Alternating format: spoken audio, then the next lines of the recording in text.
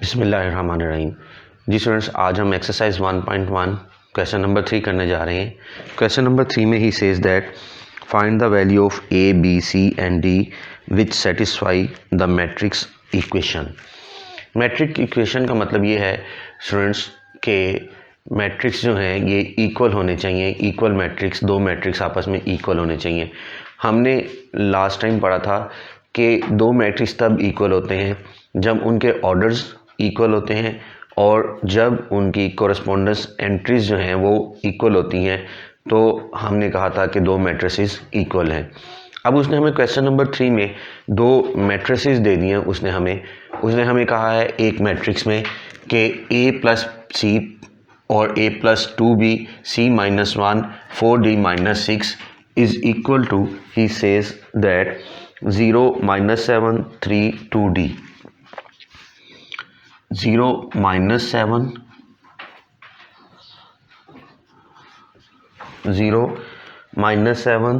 3 2d ये उसने students हमें इक्वेशन दी है मैट्रिक्स की फॉर्म में।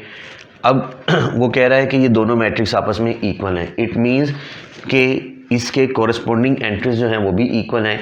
यहाँ से आपने क्या करना है, आपने ए की, बी की, सी की और डी की वैल्यूज़ कैलकुलेट करनी है। अब हम अपना क्वेश्चन सॉल्व करते हैं। हम कहते हैं कि पहली कंडीशन तो देखें, इसकी फुलफिल हो रही है कि इसका ऑर्डर जो है वो भी 2/2 है और इसका ऑर्डर भी 2/2 है।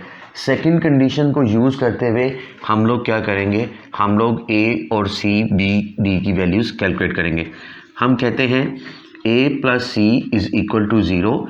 सी यहाँ प्लस हो रहा है, मैथ के रूल के मुताबिक सी जब इधर जाएगा तो माइनस हो जाएगा। ये मेरे पास आ जाएगा a is equal to minus C. अब मैं इस एंट्री को सॉल्व करता हूँ। इस एंट्री में वो कहता है c-1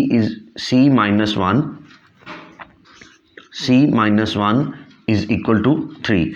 ये 1 इधर माइनस हो रहा है स्टूडेंट्स, इधर जाएगा तो प्लस हो जाएगा। ये बन जाएगा c is equal to 3 + 1 c is equal to 4। Students c मेरे पास आ गया 4। मैंने पहली इक्वेशन, इसको मैं नंबर 1 कह देता हूँ, इसको मैं नंबर 2 कह देता हूँ। अब पहली इक्वेशन जो मैंने ड्राइव की थी वो ये की थी a is equal to minus C. तो मैं पहली इक्वेशन में a is equal to minus C में c की वैल्यू को अगर पुट कर दूं तो ये मेरे पास आ जाएगा -4। नाउ स्टूडेंट, मैं a प्लस 2b इसको सॉल्व करता हूँ तो a plus 2b is equal to, अब ये कोरस्पोंडेंस एंट्री, ये वाली एंट्री इतनी इस कोरस्पोंडेंस एंट्री के इक्वल है। So a plus 2b is equal to -7। a की वैल्यू मैं कैलकुलेट कर चुका हूँ, दैट इज -4। मैं उसको इधर पुट कर देता हूँ, -4 plus 2b is equal to -7। ये -4 इधर 4 माइनस हो रहा है, इक्वल के उधर जाएगा तो ये मेरे पास प्लस हो जाएगा -7 plus 4। -7 plus 4 is equal to -3। So 2b is equal to -3। But I want to calculate the b, मुझे b चाहिए। तो मैं इस b के साथ ये जो 2 इधर मल्टीप्लाई हो रहा है, इधर आके ये डिवाइड हो जाएगा। b मेरे पास आ गया -3/2। अब स्टूडेंट्स मेरे पास लास्ट कोरस्पोंडेंस एंट्री रह गई है, that is 4d-6 is equal to 2d। जी स्टूडेंट्स, हम d को इधर ले जाते हैं और 6 को उधर ले जाते हैं। ये 2d जो है ये यहाँ पर प्लस हो रहा है, इसके साथ कोई साइन नहीं। जिसके साथ कोई साइन नहीं होता वो प्लस की एंट्री होती है।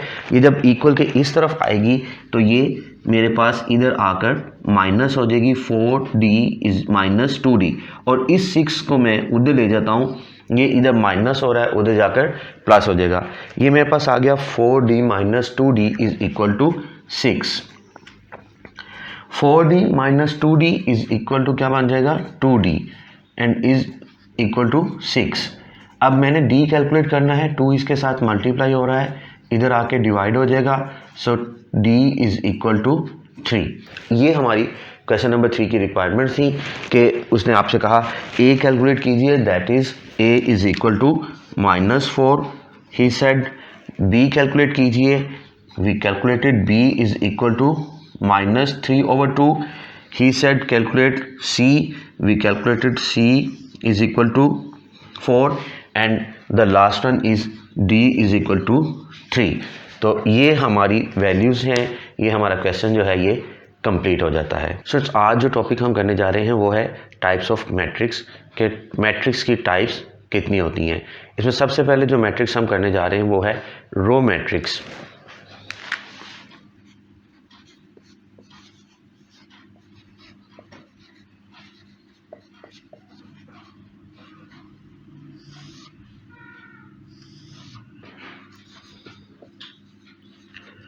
A matrix is called row matrix if it has only one row. Students, अगर कोई मैट्रिक्स उसमें सिर्फ एक रो पाई जाए तो हम उसे कहेंगे कि वो रो मैट्रिक्स है.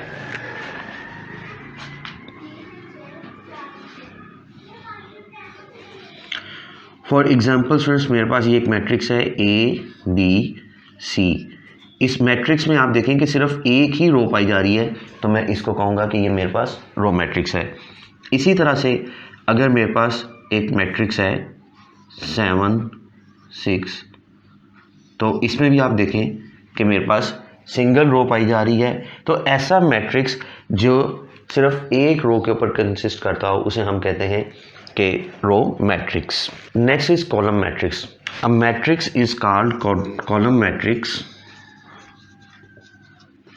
अ matrix is called column matrix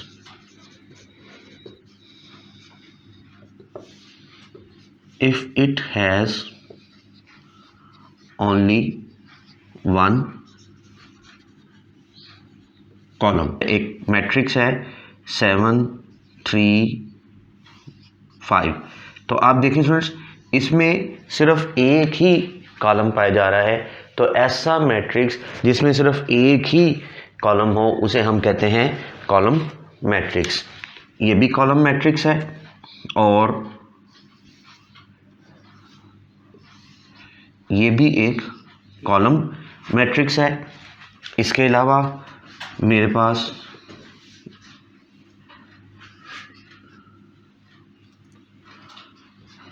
ये भी एक कॉलम मैट्रिक्स है. इसमें एडिशन और सब्ट्रैक्शन का फंक्शन ज़रूर हो रहा है बट इसका रिजल्टेंट एक सिंगल डिजिट में आएगा. Therefore it's also a column matrix. Rectangular matrix. A matrix is called rectangular matrix if its number of rows are not equal to its number of columns. अगर students इसके number of rose number of columns के equal नहीं है, यानी इसका order 2/1 है, 1/2 है और 2/3 है, कुछ इस किस्म का ऑर्डर है, तो आप कहेंगे कि ये क्या है, ये एक रेक्टेंगुलर मैट्रिक्स है. अब आप इसमें स्टूडेंट मैंने एग्जांपल लिखी हुई है, इस एग्जांपल में देख सकते हैं कि यहाँ पर जो मैट्रिक्स लिखा हुआ है वो मैट्रिक्स कुछ इस ऑर्डर का है 2/3 का. तो मैं इसको क्या कहूँगा, मैं इसको रेक्टेंगुलर मैट्रिक्स कहूँगा. अच्छा, लाजमी नहीं है कि नंबर ऑफ रोज ज़्यादा हो, नंबर ऑफ रोज कम भी हो सकती है, कॉलम ज़्यादा हो सकता है. लाइक अगर इसी मैट्रिक्स को ऐसे ले लें ए बी 3 4 7 8, तो इसमें स्टूडेंट्स आप देखें कि अब ऑर्डर चेंज हो गया. इसमें नंबर ऑफ रोज 3 हैं और नंबर ऑफ कॉलम्स जो हैं वो 2 हैं. तो ये मैट्रिक्स भी क्या कहलाएगा, रेक्टेंगुलर मैट्रिक्स कहलाएगा.